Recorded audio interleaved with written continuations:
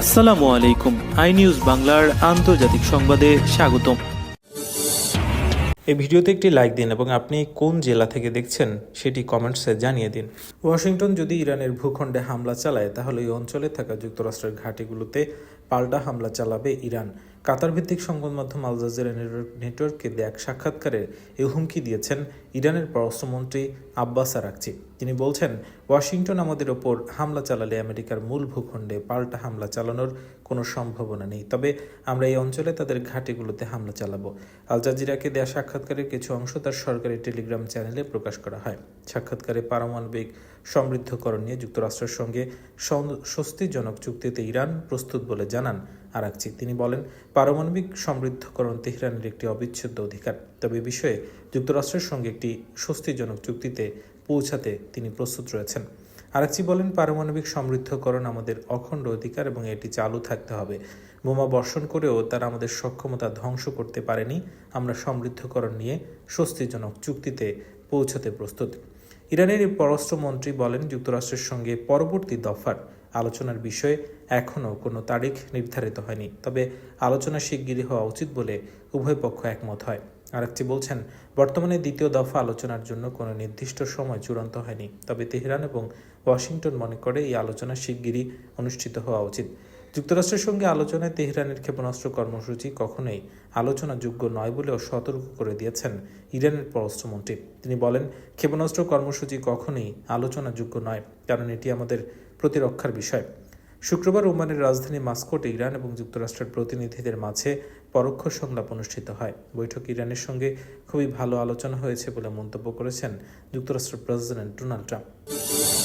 দ্বিতীয় বিশ্বযুদ্ধের পর রাশিয়া ইউক্রেনের মাঝে চলা সবচেয়ে বড় যুদ্ধ কিভাবে শেষ করা যায় সে বিষয়ে উভয় দেশ যেন গ্রীষ্মের আগেই একটি সমাধানে পৌঁছায় বলে চায় যুক্তরাষ্ট্র। যুক্তরাষ্ট্রের যুদ্ধ অবসানের বিষয়ে এমন চাওয়ার কথা জানিয়েছেন ইউক্রেনের প্রেসিডেন্ট ভ্লাদিমির জেলেনস্কি। ইউক্রেনের প্রেসিডেন্টের দপ্তর থেকে প্রকাশিত সাংবাদিকদের সঙ্গে কথোপকথনে জেলেনস্কি বলেন, কিয়েভ ও মস্কোর মধ্যে নতুন দফার আলোচনা প্রস্তাব দিয়েছে ওয়াশিংটন।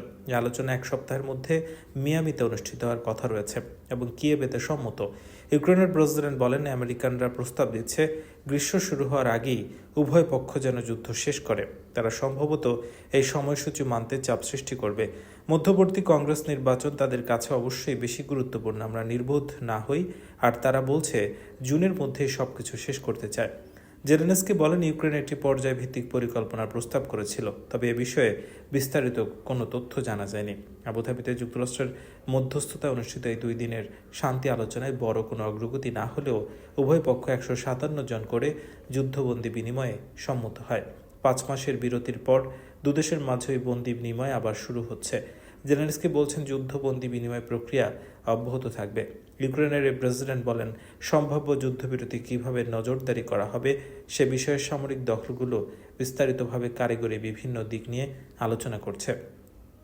ইউক্রেনের জন্য নিরাপত্তা এবং নিশ্চয়তা, অর্থনৈতিক সহযোগিতা সংক্রান্ত চুক্তিও আলোচনায় এসেছে, যাকে কর্মকর্তারা সমৃদ্ধির পরিকল্পনা হিসেবে উল্লেখ করেছেন। এতে যুদ্ধ পরবর্তী ইউক্রেনের পুনর্গঠনের রূপরেখা তুলে ধরা হয়। জেলেনস্কি বলেন, ইউক্রেনীয় গোয়েন্দা সংস্থাগুলোর কাছ থেকে তিনি এমন আলোচনার প্রতিবেদন পেয়েছেন যেখানে রাশিয়ার বিশেষ দূত কিরিল দিমিত্রিয়েভ রাশিয়া এবং যুক্তরাষ্ট্রের মধ্যে সর্বোচ্চ $12 ট্রিলিয়ন মূল্যের সহযোগিতা চুক্তির প্রস্তাব দিয়েছে। তিনি বলেন, রাশিয়া এবং যুক্তরাষ্ট্রের মধ্যে এমন কোনো দ্বিপাক্ষিক চুক্তি ইউক্রেনের সংবিধান লঙ্ঘন করতে পারে না। ইরানের সঙ্গে যেসব দেশ ব্যবসা করবে তাদের ওপর সেকেন্ডারি শুল্ক আরোপের নির্বাহী আদেশ জারি করেছেন যুক্তরাষ্ট্রের প্রেসিডেন্ট ডোনাল্ড ট্রাম্প।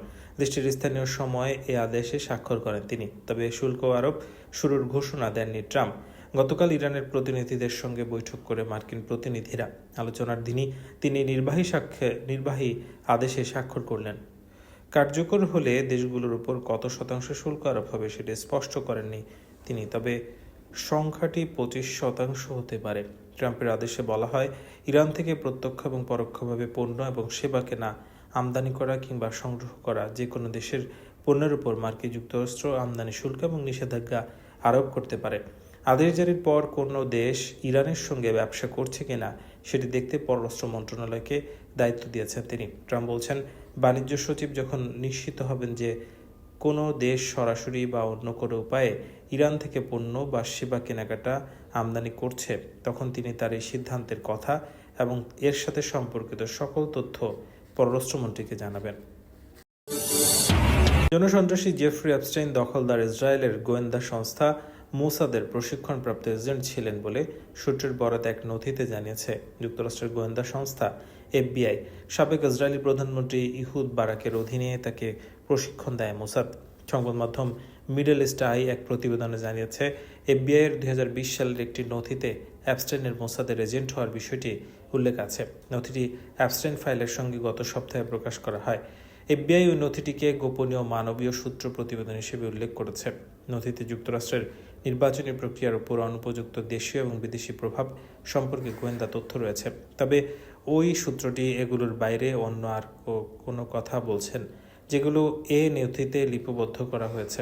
এফবিআই প্রতিবেদনটিতে বলা হয়েছে, অ্যাপস্টাইন এবং হার্ভার্ড বিশ্ববিদ্যালয়ের আইন বিভাগের প্রফেসর এলান ডারসুইজের মধ্যে হওয়া ফোন আলাপে আড়ি পাতেন তাদের সূত্রটি। তাদের মধ্যে ফোনে কি কথা হতো সেগুলো তিনি মোসাদকে জানাতেন। সূত্রটি এফবিআইকে বলছে, ইসরায়েলি প্রধানমন্ত্রী ইহুদ বারাকের বিভিন্ন আলাপচারিতা শোনার পর তিনি নিশ্চিত হন অ্যাপস্টাইন মূলত মোসাদের একজন গুপ্তচর। হার্ভার্ড বিশ্ববিদ্যালয়ের ওই প্রফেসর ফোনে আড়ি পেতে সূত্রটি শুনতে পান তিনি এক মার্কিন অ্যাটর্নিকে বলছেন অ্যাপস্টাইন যুক্তরাষ্ট্র এবং মিত্র দেশ উভয়ের গোয়েন্দা। এমনকি এই প্রফেসর নিজেও মোসাদের সুবিধাভোগী ছিলেন বলে জানায় সূত্রটি। হার্ভার্ডের প্রফেসর অ্যালান ডারসোইস অত্যন্ত বিতর্কিত ব্যক্তি এবং দখলদার ইসরায়েলের প্রধানমন্ত্রী বেঞ্জামিন নেতানিয়াহুর দীর্ঘদিনের বন্ধু এবং উপদেষ্টা। তিনি যুক্তরাষ্ট্রের বেশ কিছু হাই প্রোফাইল মামলায় আসামি পক্ষের হয়ে কাজ করেছেন, যার মধ্যে অ্যাপস্টাইন, হার্ভে ওয়েনস্টাইন এবং ডোনাল্ড ট্রাম্পের মামলাগুলো বিশেষভাবে উল্লেখযোগ্য।